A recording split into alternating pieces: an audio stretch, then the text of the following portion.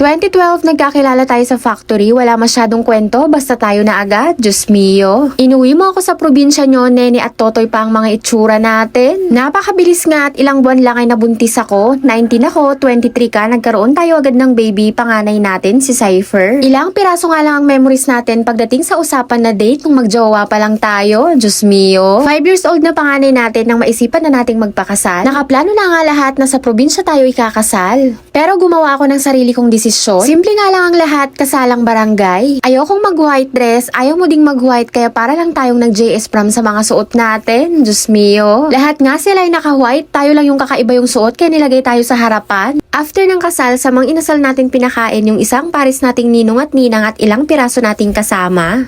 Auntie at uncle niya na nga ang kinuha naming ninong at ninang. Wala naman kaming ibang kasama kundi mama at papa niya. At ang kumari kong full support sa akin mula noon hanggang ngayon. Naghanda pa din kami kahit konti lang sa inuupahan naming bahay dati. Ako nga lang din ang nagluto ng pansit at saka Shanghai at mga pulutan. At ang mga bisita na nga lang namin ay mga katrabaho niya at mga ka-riders club niya. Pinakamalaking blessing nga ang natanggap namin noong 2018 dahil hindi na kami mangungupahan. Nakapagpagawa nga kami ng kubo namin na maliit lang. Kahit nga hindi pa tapos noon ay nilipatan na namin agad. Ubos na rin kasi yung pondo namin sa inuupahan namin dati kaya kailangan na rin naming lumipat. Kahit maliit basta malinis at saka maligpit lang, ang importante ay hindi nangungupahan. Napakalaking tulong at napakaalwa nung hindi na kami nangungupahan. Nakasurvive at kontento naman kami sa buhay namin dahil may stable naman siyang trabaho. Napalaki namin ng maayos si Cypher. Kahit nga napakaaga kong nabuntis at nagkaanak ay wala akong pinagsisisihan dahil napakaresponsable naman ang naging asawa ko. 2020 nga nang naisipan ng asawa ko na mag-abroad papuntang Taiwan. Dahil nga may mga plano pa siyang gustong gawin ay sinuportahan ko siya kahit na mahirap. Hindi biro ang 3 years na magkalayo kami. Syempre ang pinakamahalaga sa lahat ay ang tiwala at komunikasyon. Unexpected nga at naiwanan pala ako, may baby number 2 na kami. Napakasaya nga din namin dahil nga baby girl na. Napakaselan nga ng pagbubuntis ko pero kinaya ko lahat kahit napakahirap. Pero ang pinakamahirap na naging sitwasyon ko ay nung mga anak na ako. Buti na nga lang at nandun yung ate niya at yung auntie niya na nakaalalay sa akin. At thank you Lord kahit sobrang nahirapan ako ay nagawa kong inormal. Lumipas ang mga buwan at unti-unti nang lumalaki si Samira. Pati nga si Cypher ay nagbibinata na.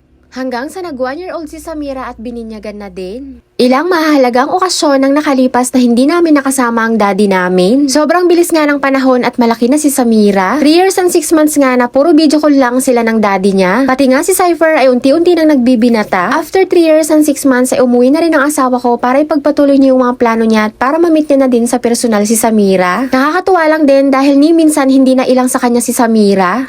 Kahit puro video call nga lang sila ay close sila agad. Sa ngayon ay nag-aaral at nagre-review ang asawa ko para sa palapit niya ng board. At sinasabay niya din ang pagtatrabaho. 2024 manifesting na sana'y matupad mo lahat ng plano mo. Andito lang ako at tutulong at laging nakasupport sa'yo sa mga plan mo para sa ating future lalo-lalo na sa mga anak natin. LDR for 3 years and 6 months at kinaya natin. Heto na tayo ulit at bubuo ng mga gandang memories habang malakas pa tayo at habang nandito ka pa. Maaaring next month, next year ay magkakalayo na naman tayo.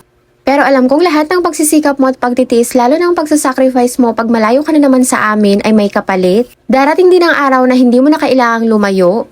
Ma-share ko na nga lang pala sa inyo guys na seller kami ng expanded and perforated available in stainless and BI. Direct kami sa factory kaya sakto sa presyo at makakasigurado kayong good quality ang marireceive yung item. Pwedeng gamitin ito sa screen door, windows, dryer, speaker, kalkal, motor pipe or tambucho, filter, organizer, cage, commercial at marami pang iba. Available din po ang magpa-laser cutting ng stainless BI at acrylic. Pwede din po mag-order ng plain sheet, metal at acrylic. Pwede din po kayo magpakat ng laser cutting, engraving at bending. Available in different sizes. Customized cut is available din guys. High quality materials for a quality finish. Kaka-open lang po pala ng shop namin sa Shopee. Kaya guys, Bekheneman, order na! Para po sa unang 5 makakapag-checkout sa shop namin sa Shopee ay makaka-receive po ng freebies. Kaya guys, link in my bio. Pwede din po kayong mag-direct PM sa akin para sa mas mabilis na transaction. Ilalagay ko na lang po yung cellphone number ko sa comment section.